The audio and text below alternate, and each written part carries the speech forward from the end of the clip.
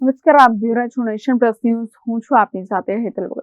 સુરેન્દ્રનગર જિલ્લામાં અંદાજે 2500 થી વધુ અને શહેરી વિસ્તારમાં અંદાજે 1000 થી પણ વધુ નાના મોટા હનુમાનજીના મંદિરો આવેલા છે. જે મંદિરો અલગ અલગ નામો ધરાવે છે અને તે મંદિરોમાં આજે હનુમાન જયંતીની ભવ્ય ઉજવણી કરવામાં આવી રહી છે. સમગ્ર રાજ્ય સહિત જિલ્લામાં વાર અને તિથિઓનું અનોખું મહત્વ રહેલું છે. ત્યારે આજે ચૈત્રી પૂનમના દિવસે હનુમાનજી મહારાજનું સતયુગથી વિશેષ મહત્વ રહેલું છે. ત્યારે રામાયણમાં હનુમાનજીના પાત્રને આગવું સ્થાન આપવામાં આવ્યું છે. ચૈત્રી પૂનમ એ હનુમાનજી મહારાજના જન્મદિવસ તરીકે સમગ્ર દેશમાં ઉજવણી કરવામાં આવે છે. જેને લઈ સુરેન્દ્રનગર એકમાત્ર એવો જિલ્લો છે કે જ્યાં શેરીએ તેમજ રસ્તાઓ પર હનુમાનજીના મંદિરો આવેલા છે. સુરેન્દ્રનગર સહિત વઢવાણ, રતનપર, જોરાવરનગર તેમજ શહેરી વિસ્તારોમાં અંદાજે 1000 થી પણ વધુ નાના મોટા હનુમાનજીના મંદિરો આવેલા છે. સુરેન્દ્રનગરને હનુમાન નગર તરીકે પણ ઓળખવામાં આવે છે. સુરેન્દ્રનગરમાં વિવિધ નામધારી હનુમાનજીના મંદિરો આવેલા છે. શનિવાર અને ચૈત્રી પૂનમ હનુમાન જયંતીનો સમન્વય જોવા મળતા લોકો સવારથી જ હનુમાનજીના આશીર્વાદ મેળવવા મંદિરે દર્શન કરતા નજરે પડી રહ્યા છે. તેમજ સુરેન્દ્રનગરમાં પ્રખ્યાત હનુમાનજી મંદિરોમાં બટુક ભોજન, મહાપ્રસાદ, રાત્રિ ભજન, સંતવાણી અને મહાયજ્ઞ જેવા ધાર્મિક કાર્યક્રમો પણ યોજાઈ રહ્યા છે. ત્યારે સુરેન્દ્રનગર દુધરેજ કેનાલ પાસે આવેલ જુગલિયા હનુમાનજી મંદિરે મહંત લાલદાસ બાપુના સાનિધ્યમાં સર્વજ્ઞાતિ મહાયજ્ઞનું આયોજન કરવામાં આવ્યું છે. આ યજ્ઞના યજમાનોએ શાસ્ત્રોક્ત મંત્રોચ્ચાર સાથે યજ્ઞમાં આહુતિ આપી હનુમાનજી મહારાજના આશીર્વાદ પ્રાપ્ત કર્યા હતા. હનુમાન જયંતીના દિવસે ધાર્મિક યજ્ઞ યોજાતા વાતાવરણમાં દિવ્યતાનો અનુભવ થયો હતો. શ્રી જુગલિયા હનુમાન મંદિરે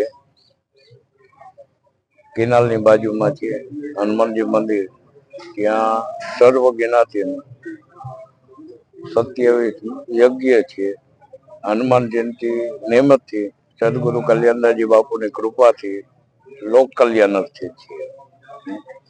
આ ભાગીરથ કાર્યમાં મારા ગુરુભાઈઓ છે, બીજા પણ જે આજુબાજુમાં સેવકો એના સહયોગથી થઈ રહ્યું છે. ગુરુ મહારાજ કલ્યાણદાસ બાપુની કૃપાથી સાંજે ભજન છે અને ભોજન છે. આયા બધા પ્રસાદ લેશે અને આ યજ્ઞ જે કરાવી રહ્યા છે લોક કલ્યાણ અર્થે, જીવ આત્માનું કલ્યાણ અર્થે થઈ રહ્યું છે. હનુમાનજી મહારાજનો એક જન્મ દિવસ છે. એને જય સિયારામ. આ સુરેન્દ્રનગરની અંદર લાલદાસજી બાપુના હનુમાનજી મહારાજના આશ્રમની અંદર અમારે પધારવાનું છું છે.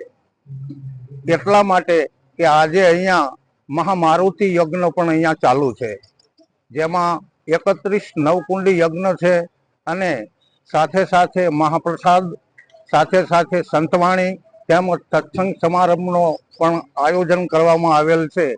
જેમાં પરંપરા પ્રમાણે ઋષિ મુનિઓ અને સંતો કહે છે કે લોકાભિરામમ રણરંગ ધીરમ શ્રી રાજીવ નેત્રમ રઘુવંશનાથમ કારુણ્ય રૂપમ કરુણા કરંતમ શ્રી રામચંદ્રમ પરણમ પ્રપજ્યે મનોજવમ મારુત તુલ્ય વેગમ જીતેન્દ્રિયમ બુદ્ધિમતા વરિષ્ઠમ વાતાત્મજનમ વાનરયુત મુખ્યમ શ્રી રામદૂત શરણમ પ્રપજ્યે.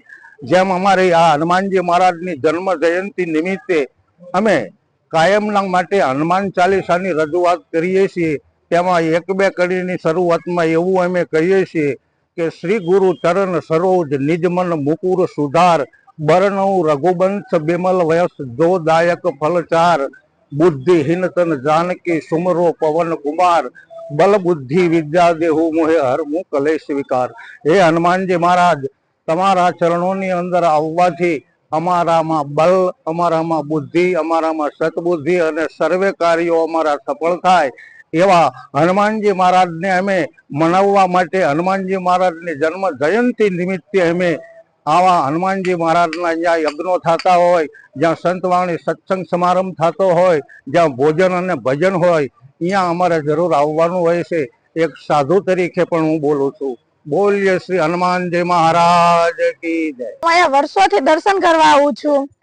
જે અહીંયા જુગલિયા હનુમાનજીનું મંદિર છે એને અમે વર્ષોથી માનવી છીએ. અહીંયા જે બાપુ રહે છે એમનું નામ છે લાલદાસ બાપુ. એ વર્ષોથી અહીંયા રહે છે, હનુમાન દાદાની સેવા કરે છે. અને અત્યારે જે હનુમાન જયંતિ નિમિત્તે અહીંયા બાપુએ જે યજ્ઞ કર્યો છે, મહાયજ્ઞ, એમાં 27 યજમાનો બેઠેલા છે અત્યારે. અને દર વર્ષે અમારે હનુમાન જયંતિ આ હોય જ છે યજ્ઞો. અને અત્યારે જે યુવાનો છે એ કદાચ આ બધી વસ્તુને નથી માનતા, અને આ બધી વસ્તુને ધ્યાનમાં લેવી જોઈએ, પ્રેરણા લેવી જોઈએ, અને સનાતન ધર્મને આપણે આગળ લાવવાનો છે, જે અત્યારે સાવ જાતો જાય છે, આમ નાબૂદ થતો જાય. કોઈ વર્ણ ભેદભાવ છે નહીં, બધા લોકો બેઠા છે. હા, અને બધા જ લગભગ અહીંયા કોઈ એવી જ્ઞાતિ નથી બાકી રહી કે જે અહીંયા નહીં બેઠી હોય. ઊંચ નીચ અહીંયા કઈ જોવાનું નથી, બધી જ જ્ઞાતિઓ અહીંયા બેઠી છે. અમે ગુજરાતી છીએ હકથી, અને અહીંયા ઊંચ નીચ નું કોઈ જોવા નથી આવતું. અહીંયા બધાને પ્રેરણા લેવાની છે, અને તમારે બધાને આ બધી બાબતોનું ધ્યાન રાખવું જોઈએ. અહીંયા હનુમાનજીને જે ચરણે આવે છે એ બધાની આશાઓ પૂરી થાય છે, અને સનાતન ધર્મમાં ખરેખર આ બધી વસ્તુને ધ્યાનમાં લેવો, ખરેખર આ બધી પ્રેરણાદાયક છે. જય હનુમાનજી, જય Siyaram. Rajesh બહુરાશી, nation plus news, Surendranagar. સમાચારોનો સતત અપડેટ મેળવવા માટે અમારી નેશન પ્લસ ન્યૂઝની યુટ્યુબ ચેનલને સબસ્ક્રાઇબ કરો, બેલ આઇકન દબાવો અને જોડાયેલા રહો ફેસબુક, ઇન્સ્ટાગ્રામ અને ટ્વિટર પર.